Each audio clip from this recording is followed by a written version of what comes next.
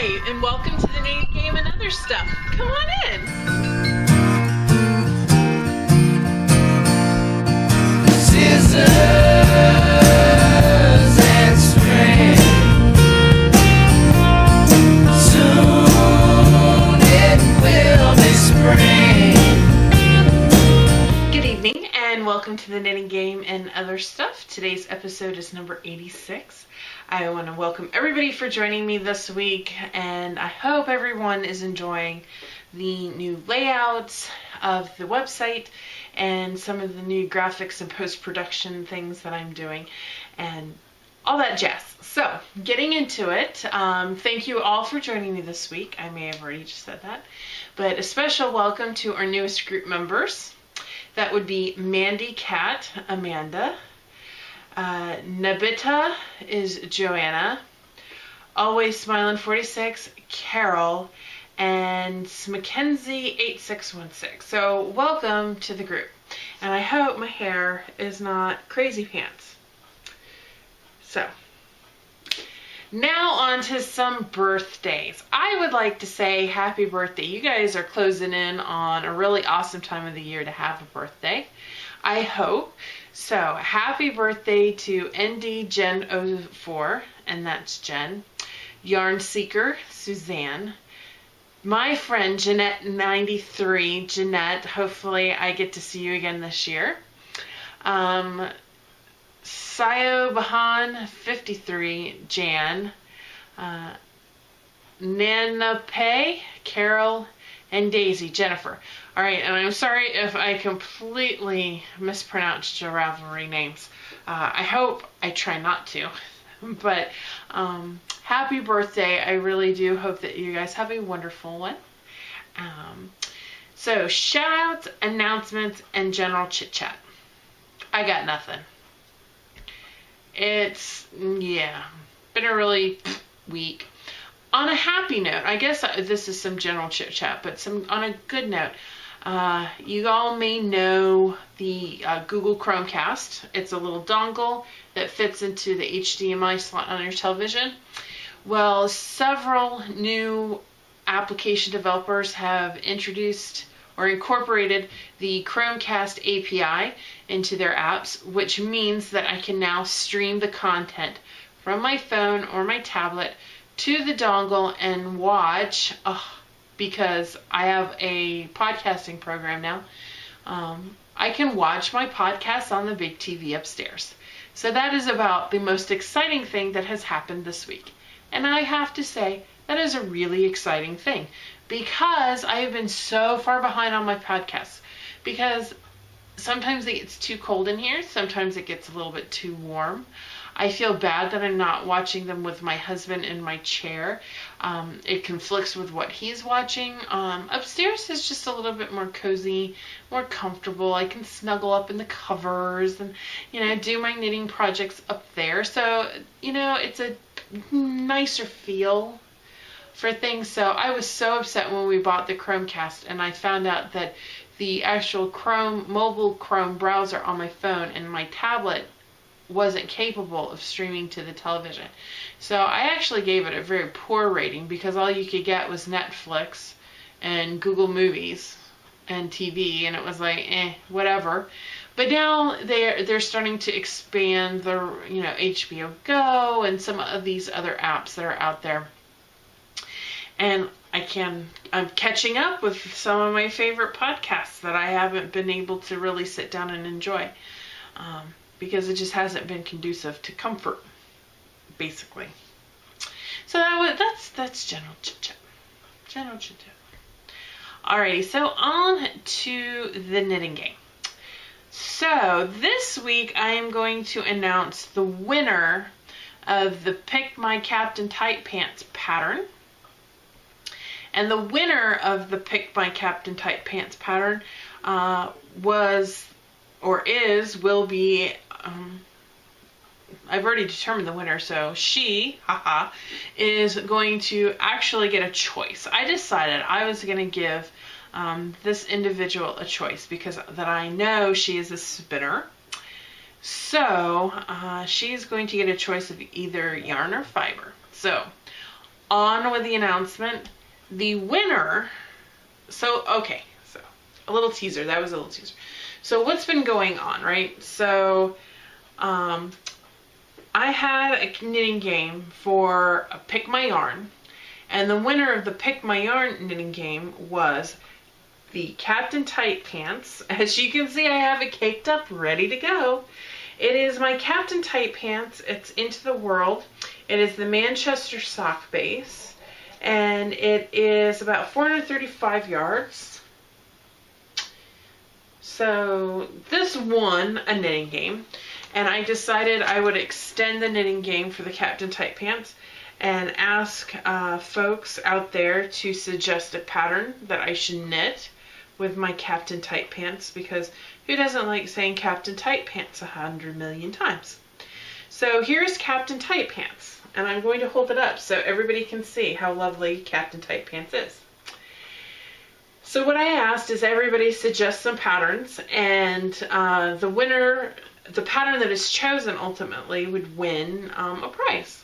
So I took all of the hands and the feet and the legs, and I broke it up, and we had kind of like a dog show type of, so we had the best in breed, so we had the best in the category, so all the feet, all the legs, all the hands, you know, they competed against each other, and the winners of each of those categories went head to head this past week, and this is the best in show. So the winner of the best in show knitting game for Pick My Captain Tightpants pattern was the feet, and that was the Zipper Lexicon pattern, and that was suggested by Heather, aka Bunnyfish. So Bunnyfish, you have your choice, since I know you spin, because I watch your show. This is a braid of Polworth, let's see, no, I'm sorry, Blue Fleece Luster and 25% Tussa silk. It is 3 ounces. It is called Eventide. It is from the Painted Tiger, which her fiber, her prep is wonderful, and her dyeing is amazing. I was in her club for a while, so this was some stuff. Some nice silk fiber here. So Blue Face Luster. Blue Face Luster is not my favorite, but some people really enjoy it. So here is the fiber. And the yarn, this is called Surrey Elegance. This is an alpaca yarn. It's a lace weight. It's 100% alpaca. 875 yards. It is a gray, kind of purpley lace weight. Beautiful, beautiful. 100% alpaca. Would be wonderful for a scarf or a little lacy shawl. So, first of all, you gotta let me know what your address is. And then you have to let me know which one you'd like. So go ahead and let me know that at your earliest convenience, and I will get that out to you no later than next Saturday. Saturday really is the post office day for me, so that gives you some time to get to me, and no promises until Saturday. It will be out in the mail by next Saturday, so you may have a pre-Christmas little present coming to you. So, the Zipper Lexicon socks are going to be interesting. So I was reading the pattern, and the first thing the pattern says, oh, it would be helpful if you've done interlock before. Not this kit. That is one thing that I haven't done before. So this is going to be an awesome learning experience for me. So it'll be different, and I think it'll be exciting. So I always love to learn new things while I'm knitting, and so in each project that I do, there's something new that I learn every single time. I mean, I've only been at it for, 3 years now, so I still have tons and tons to learn. And that's why I like patterns like the Zipper Lexicon, because I like to learn new things, new techniques, new way of doing things, and take, everything I do to the next level, because I always build. I mean, that's how you do knitting, right? You learn how to knit, then you learn how to purl. And then you learn how to knit 2 together and purl 2 together, or yarn over. And then you start learning things like slip knits and center double decreases, you know, things like that. You know, you start to build, and then you go to cables, and then you go to here, and then you go to there, and eventually you build up this repertoire. So I'm really grateful for the opportunity to bring you guys something new. So I don't know when I'm going to be able to start this one. You know, I'm just going to put that out there because it is kind of intimidating, but you guys are going to go along for a ride with me. So here we go. So that's that. So zipper lexicon. I'm learning how to say it, and it kind of really works. The zipper lexicon and the Captain Tightpants. Yay. All right, bunny fish, congratulations. So, because we have a winner this week, there's not going to be voting. I don't have any other knitting game projects on the needles. Nothing is in timeout. So we're going to move on to some of the other stuff because I have been working on some other projects. So I'm still working on the Rings of Love gloves, and I am very close to having those finished. As a matter of fact, as you can see here, I am doing the fingers. I'm not going to show you the pattern on the front. This is the palm side, so surprise, surprise. It seems like there's a lot of ends, but you know, I have my waste yarn that I'm holding my stitches with. So here's the palm side, and this again is the 716 knits 716 cash, and the everyone wants hamsters but then they don't know what to do with them colorway. So I'm on the train every day now, and I cannot tell you guys how many compliments that I get on that yarn. Everybody loves it. I think it's because it's gray, and then bam, it's a pop of color. You got some hot pink, and then some turquoise, and then neon yellow, and some green and blue and purple, and you know, bam, bam, it looks like funfetti. People are just absolutely in love with this yarn. As a matter of fact, I have a knitting groupie on the train. If I have the seat next to me empty when this one person gets on the train, she makes sure she sits down next to me, and she asks me, so where are we today on the gloves? So I have to give her a play-by-play on what I did with the gloves on the train ride home, and I get her caught up every day. So she's really into watching these gloves come together. It's wonderful. I love having a groupie on the train. I don't think anybody else on the train knows that I do a podcast or anything like that. I try to spread the gospel of Ravelry as much as possible. People see me knitting and, you know, they have questions. So I immediately point them towards Ravelry and the patterns and the camaraderie and, you know, all of the connectedness that we have, you know, through Ravelry and the resource that it is. So it's kind of neat. You know, people are starting to see me, and they see me every day now, and they're starting to feel comfortable with what I'm doing, and that they can ask me questions and things like that. So it's really been fun to kind of spread that knowledge, and I try to support our local yarn shops by letting people know where they can go to get lessons and more help and supplies and things like that. So it really is an interesting and wonderful thing. I feel really great when somebody asks me a question and I can, you know, point them into a direction to where to go and help them. And, you know, if they're interested in starting but they don't know where to go, you know, it's fulfilling. I love that kind of stuff.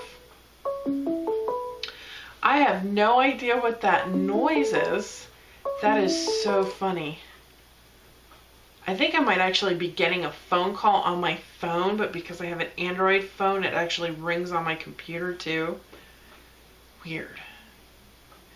That might have been a phone call from my kid's school giving me an update about, 2-hour delay at regular school. It was not that cold today. I was actually around with a short sleeve shirt on earlier and no jacket. It's a little warmer now, as you can see. I've got my petal chalette on. Usually it's on the back of my chair here, but I have it on today. Alright, so Ring of Love gloves, that's where I was, right? Okay, so I'm on the finger, so I'm in the home stretch. Once I get the finger patterning down for the version, because there's going to be 2 versions of the glove. So when you get, it's gonna be a for sale pattern, but when you get it, you're gonna have 2 different versions to choose from. So it'll be interesting. So you can have fraternal twins or identical. So that should be interesting. So I do have another project that I started yesterday, and it was completely on a whim, and I don't know where it's taking me, and I'm not even sure I'm doing it right. But I started a hat, and I just started with a simple like 2x2 rib, and it's a worsted weight hat. I'm doing this in Brava, the Brava Knit Picks Brava worsted. So I started with the really blue, and then there's the stripe of cream, and then another big stripe of blue, and then a little stripe of red. And now I'm doing the blue again, but I've switched to stockinette instead of the ribbing. So the rest of the hat is going to be stockinette. So it's a little bit of color work in the round, so I had to learn how to do the jogless join. See, every time I start a new project, there's something I gotta learn. So I've been doing the jogless join here on the back side, and I'm trying to work carry my yarn up on the inside, but I think I'm doing it wrong because I can see it on the outside. So I must not be doing it right. I carried my colors up when I did my color affection, and I didn't notice a problem, when you twist it to start the next color. So I'm not sure what I'm doing. I may have to find another tutorial and watch it. So I don't know if I'm going to do just regular stripes all the way up, or if I'm actually going to do some kind of, stranded color work type thing, with a snowflake or something. So I'm calling this hat the roller derby, and it will not actually be a derby, but I'm calling it the roller derby because the person that I am knitting this for is actually in roller derby. She just passed her, I can't remember what they call them, but it's like their initial trial period, where they do like 3 months of learning how to skate safely and the rules of roller derby. And they got their mustaches, so she's got her mustache, so she knows how to be safe on skates and everything like that. So she said her favorite colors were blue and red, and I thought I threw a little bit white in there because I think the team she's getting ready to get drafted to, her team colors are red, white, and blue. If they're not, they might be black, and she may just have a cool hat. But I decided to do a hat for her because she commented on my Cool House hat last week because I wore it into the office. It's a Jared Flip pattern. And she's like, "Oh, that hat is amazing." And I'm like, okay. So everybody thought the hat was really cute. I was like, okay. So I decided I was going to knit her a hat too. So I've got my roller derby hat and my Rings of Love gloves, and those are the 2 projects I've been working on. Both are really great train knitting, except for in the afternoons when I'm coming home and I'm trying to write down every round I'm doing on my gloves to make sure I've got it right so I can type it up. I really don't have a place to put my notebook, and it's kind of fumbly around for my notebook and, try to write everything down and what stitches I do and things like that. In the morning, it's great because I can lean it up against, I'm like one of the first people on the train, so I can just lean it up on the window and just write as I need to. But these are almost done, so I'm working on the fingers now, so I really don't have to think because I know how the pattern goes. It's really the fingers, simple repeat on the fingers. So I don't have any finished objects. I think by next week I will, but I won't really show them because I need test knitters first. So I'm going to have to once I get it written up, I'll have to put out a call for the test knitters. And I don't have anything new in my stash. All the same stuff that was in timeout is still in timeout. I have been spinning. So last week I told you about my double rainbow. Double rainbow was, I can't remember what it was, but it's from Into the World. So I have it off off of the bobbin and in a skein. I think I have a broken thread someplace, so I'm a little worried that my beads are gonna fall off, but they do have beads. It does have beads spun into it. So if I do this technique again where I put the beads into the yarn, I think I'm going to do it where I actually put it on one of the singles of the yarn and use the yarn as, you know, if I'm spinning it, like, here is an example of, this is the ponies, see how thin I'm spinning this? I really think I could string beads on this if I spin the yarn this thin, right? And just put the beads on here, because the thread wants to come apart so easily when I'm, you know, spinning it, because it's being spun and I'm, you know, unspinning it, and it's thread, so it just comes apart really easily. So I really like that technique. I like that it brings something different, and I want to perfect it. I want to get it to where it needs to be.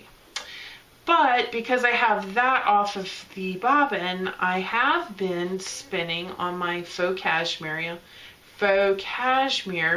by Wild Hair Fiber Studios, and it is the sugar maple colorway. So it's like reds, oranges, browns, and blushes of yellow.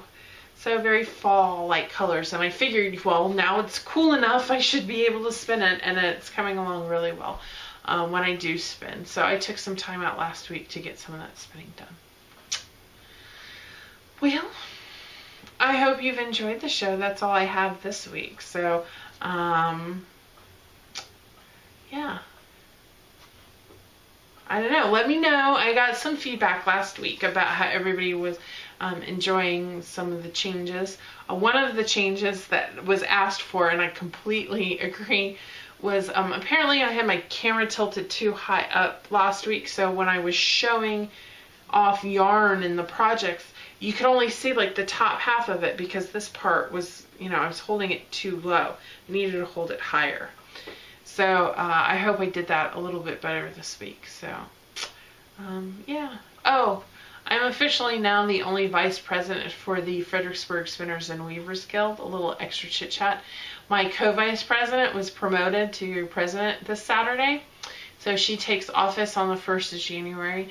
So we're going to be working together to cause a lot of mischief, I think, and have a lot of fun. I think we're going to bring a lot of things to the table. I think we're going to update kind of the vibe of the guild. I think it's going to be a new progression and a new attitude, trying to recruit some younger members into the fold. And yeah, that's what I'm working on now. So until next week, I will see you all later. All right, so no voting. Sorry. We'll see if I have anything to vote on next week. Probably not. I'm going to get on this project and see how these socks start going. All right. So until next week, love y'all. Bye.